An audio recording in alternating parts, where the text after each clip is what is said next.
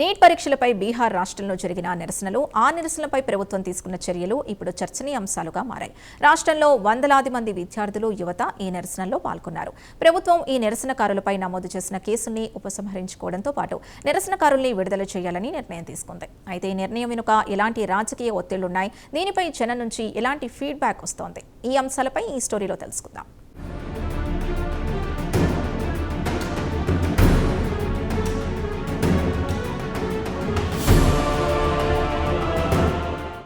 బీహార్ రాష్ట్ర ప్రభుత్వం నీట్ నిరసనలపై తీసుకున్న చర్యలను ఉపసంహరించుకోవడం ఒక పెద్ద పరిణామంగా మారింది.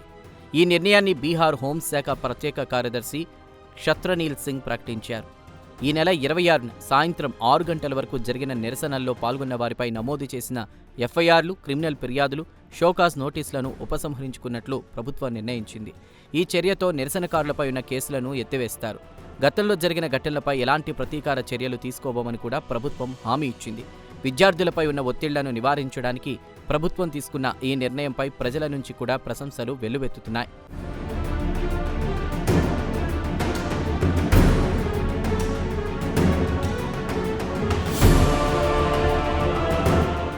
ఇక విద్యార్థి సంఘాలు, విద్యార్థుల తల్లిదండ్రులు ఈ నిర్ణయాన్ని స్వాగతించారు.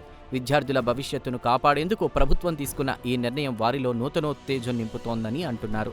అయితే ఈ నిర్ణయం వెనుక రాజకీయ ఒత్తిళ్లున్నాయి, లేక భావి భారత పౌరుల ఫ్యూచర్ను దెబ్బతీసే కేసుల నుంచి ఉపశమనం కలిగించాలనే విశాలమైన అభిప్రాయంతో తీసుకున్నారా అనేటువంటి చర్చ కూడా నడుస్తోంది. అయితే ప్రభుత్వం తీసుకున్న నిర్ణయంతో బీహార్లో సీజేపీ నిరసనలకు బ్రేక్ పడుతుందా, అలాగే కాంగ్రెస్ వంటి విపక్షాలు తమ స్టాండును ఎలా మలుచుకుంటాయనేటువంటి అనుమానాలు కూడా వ్యక్తమవుతున్నాయి.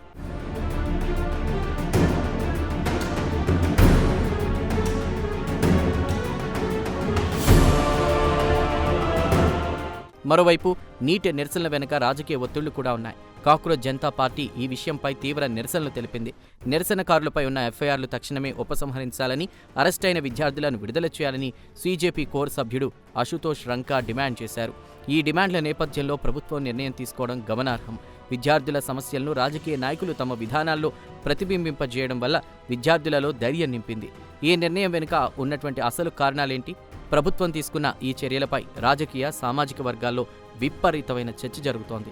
ఈ చర్యల నిర్ణయం విద్యార్థుల సమస్యలను పరిష్కరించడంలో ఎంతవరకు సహాయపడగలదో చూడాలి. అయితే ఈ నిర్ణయం వల్ల ప్రభుత్వం మీద ఒత్తిడి తగ్గిందా? విద్యార్థుల భవిష్యత్తుపై ప్రభావం చూపేలా ఈ చర్యలు ఉంటాయా? ఈ నిర్ణయం రాజకీయంగా ఎంతవరకు సబబుగా ఉండగలదనేది కాలమే చెబుతుంది.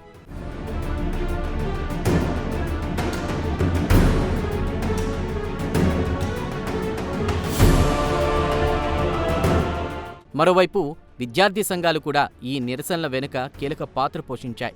ఢిల్లీలోని జంతర్ మంతర్ వద్ద ఆల్ ఇండియా స్టూడెంట్స్ అసోసియేషన్ ఐసా అధ్యక్షురాలు నేహా బోరా ఈ నిరసనలకు నాయకత్వం వహించారు. విద్యార్థి సంఘాలు ఈ విషయంపై ప్రభుత్వంపై ఒత్తిడి తెచ్చాయి. ఇక నిరసనకారులపై కేసులు ఉపసంహరించుకోవడం వల్ల ప్రభుత్వం, ముఖ్యంగా ముఖ్యమంత్రి సామ్రాట్ చౌదరిపై ప్రశంసలు వెల్లువెత్తుతున్నాయి. మరోవైపు ఈ నిర్ణయం వలన ప్రభుత్వానికి రాజకీయ ఒత్తిళ్లు తగ్గినా పోలీస్ వ్యవస్థపై ఉన్న ఒత్తిడిని ఎలా తగ్గించగలరనే వ్యాఖ్యలు కూడా వినిపిస్తున్నాయి. అనేక మంది పోలీస్ సిబ్బంది తీవ్రంగా గాయపడడం, ప్రభుత్వ వాహనాలు దెబ్బతినడం వంటి విషయాలపై మరింతగా దృష్టి పెట్టాలనే వాదనలున్నాయి. ఈ పరిణామాల వల్ల పోలీస్ వ్యవస్థలో నూతన మార్పులు తీసుకొస్తారా అనే అభిప్రాయాలు కూడా వినిపిస్తున్నాయి.